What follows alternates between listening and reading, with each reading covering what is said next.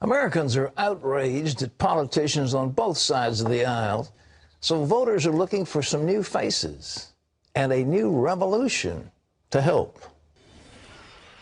The Tea Party is one of the most revolutionary forces in politics today. Millions of concerned Americans are finding their voice through the movement. And one of the most prominent figures behind it all is Rand Paul, the freshman senator from Kentucky. He's determined to create a blueprint for a new America. From bank bailouts, bankrupt entitlements, to borrowing billions from the next generation, Senator Paul has set out to take these problems head on and put an end to politics as usual. In his book, The Tea Party Goes to Washington, Paul describes how fear over Obama's big government agenda spurred the Tea Party movement. He says the Tea Party is unique because it's independent and critical of both the Democrat and Republican parties. The practicing medical doctor and ophthalmologist and son of Texas Congressman Ron Paul vows to use constitutional conservatism to take back the halls of Congress. And he has a message for Washington. It's time to tighten the belt because the people are taking the government back. Well, Senator Rand Paul joins us now from Bowling Green, Kentucky. Senator, welcome. It's a pleasure to have you with us.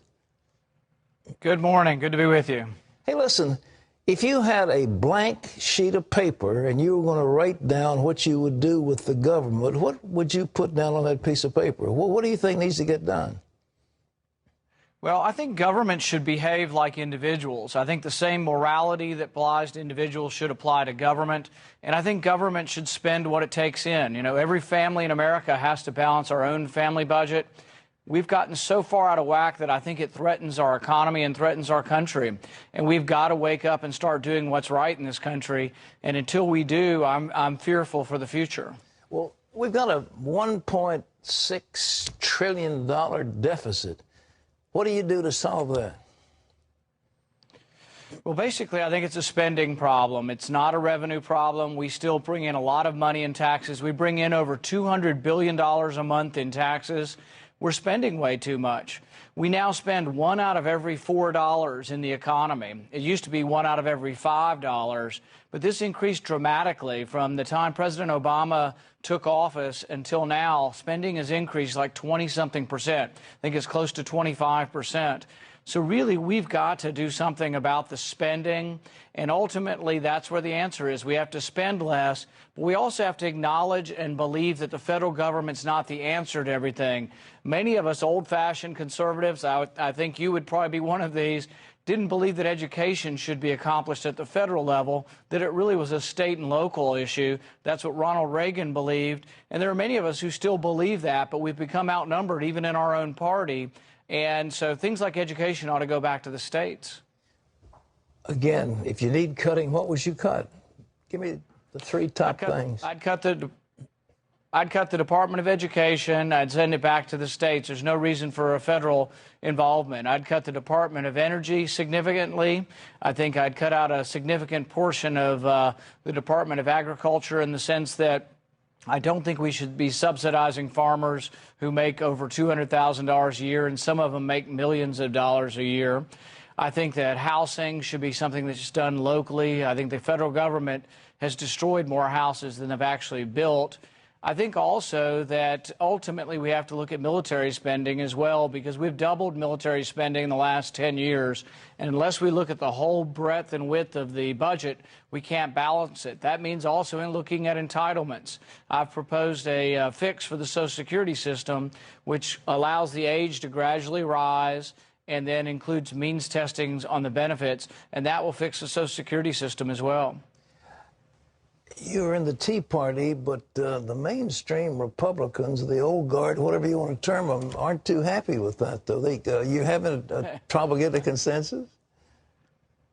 Well, you know, I think some are unhappy with it, but the interesting thing is if you get a room full of Republicans who have been elected in Washington, either in the Senate or in the House, and you say, are you for a balanced budget? Do you believe in limited constitutional government?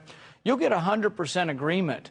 The problem isn't in agreeing with the overall philosophy. The problem is when they start looking at the details of the spending cuts, it's difficult for some of them to understand that you will have to cut programs that people want. And until you're willing to do that, being for a balanced budget amendment is an empty promise until you're willing to actually address the specific cuts it would take to balance your budget. All right. What is your prognosis, Doctor? What do you think? Do you think the country's going to do it? Will our elected officials really get down to business and do what's necessary?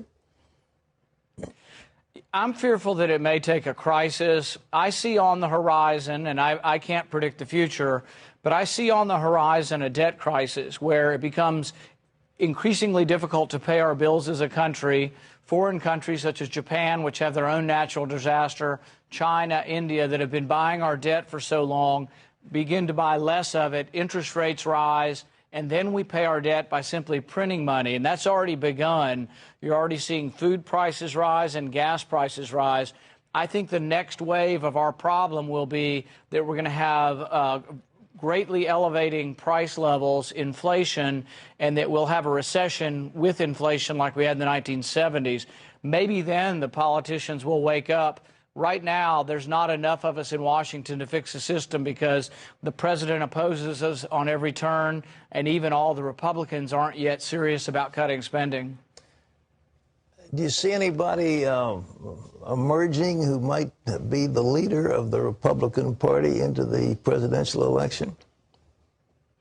Well, you know, I'm related to a guy that might be running, so I might be a little bit biased when that comes. You're obviously a little biased on that one. Okay. Yeah, well, the one thing is that amazes me about my father is that back in 2002, 2003, he stood before the banking committee, and when Barney Frank was up there trying to encourage everybody to have a home, even if they had no down payment for our house, my father stood up and said, you're leading the country towards a huge housing bubble, and when it ruptures, it'll cause a great recession. He predicted that 5 years in advance of that.